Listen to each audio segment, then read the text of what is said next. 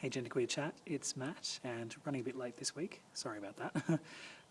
This week's topic is a really interesting one. It is, as Andrea's already said, Genderqueer 101. So how do you explain, or how would you explain the fundamentals of being genderqueer or gender variant to people who have no understanding of what that means? Yeah, really interesting. So, like Andrea also said, I don't really find myself that I have a lot of opportunity to actually talk about what it is to be genderqueer or talk about my gender identity in any great sort of depth or official capacity with people. So it's not something that, surprisingly, it's not something that comes up very often. But it's something that I think about a lot, and whether I should be having these conversations, whether I sort of owe it to myself to have more of these conversations so that people can understand me, where I'm coming from and how I feel about myself better. So yeah, when I first started to come out as genderqueer and really explore that side of myself and be more vocal about it, I explained things very differently to how I would now, and that in that sense I'd really like and have sort of been thinking about having a do-over, so kind of explaining my identity again. The reason it was different, I guess, was because I had a different set of language back then. The language that I did have, I didn't particularly understand or had a varying degree of usefulness for me, and my idea of myself, my understanding of myself was a lot more complicated and mismatched and not quite there yet as it is now.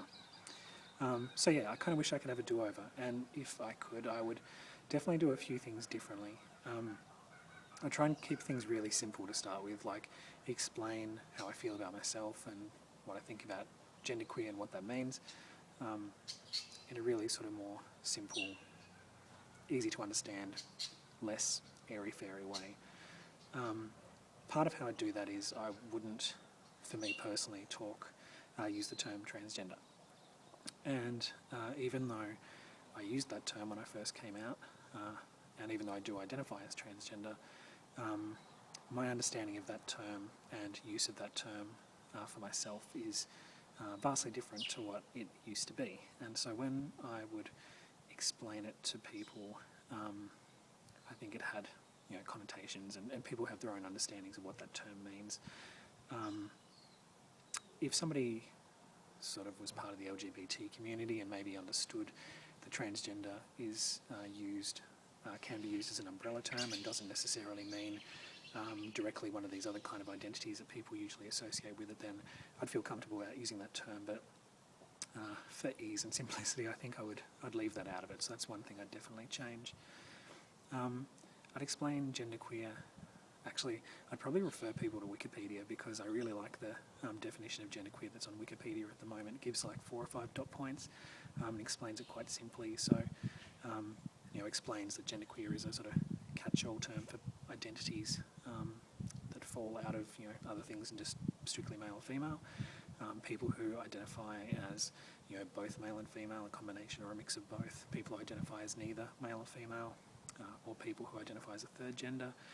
Or people who identify off the gender binary at all. So, which of course leads you into talking about the gender binary, and I don't think you can really discuss this sort of stuff or have somebody understand where you're coming from without giving them a basic overview of what the gender binary is. So, yeah.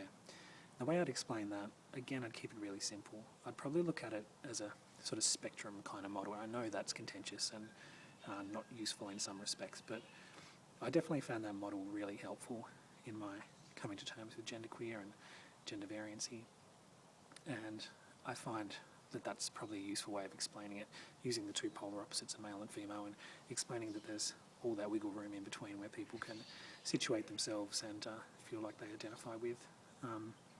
So yeah, I'd probably describe the gender binary in that way, just for ease of reference. Yeah. I guess I'd try and keep an open dialogue with people and encourage people to ask questions, because one of the things that I find is that people aren't always forthcoming with asking questions.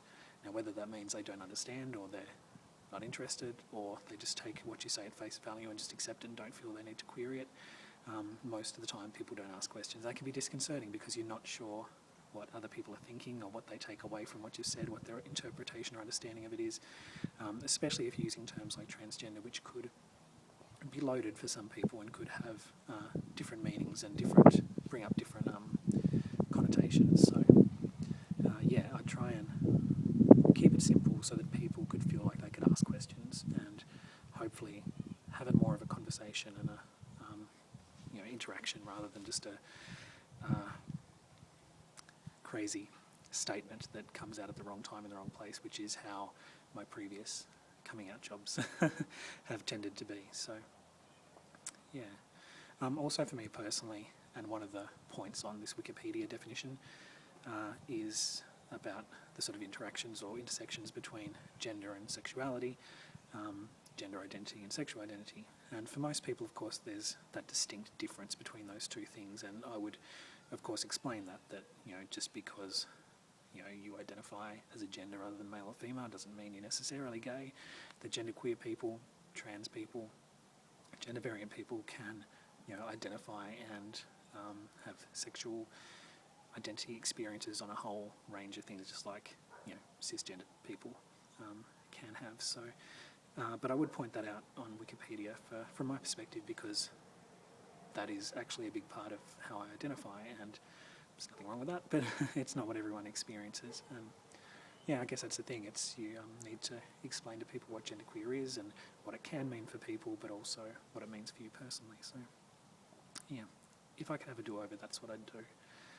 Also, if I had any specific sort of requests, like usage of pronouns or usage of name, which are things that I haven't ever really talked about with people, but things that I consider in the background, and maybe one day I should have those conversations.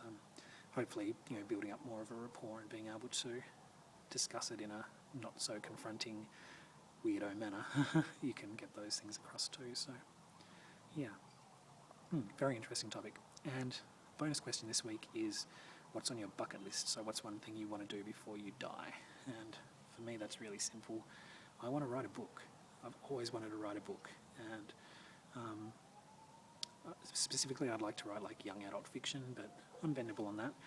But I think I want to have this published piece of work, like this tangible, three-dimensional book that I can see some kid or some teenager reading and watch their brains and minds and imaginations tick over as they read it. So I'd like to kind of, build worlds and do that, because books were pretty important to me when I was a kid. Yeah. Anyway, good talking to you. I'll see you all next week, and have a great week.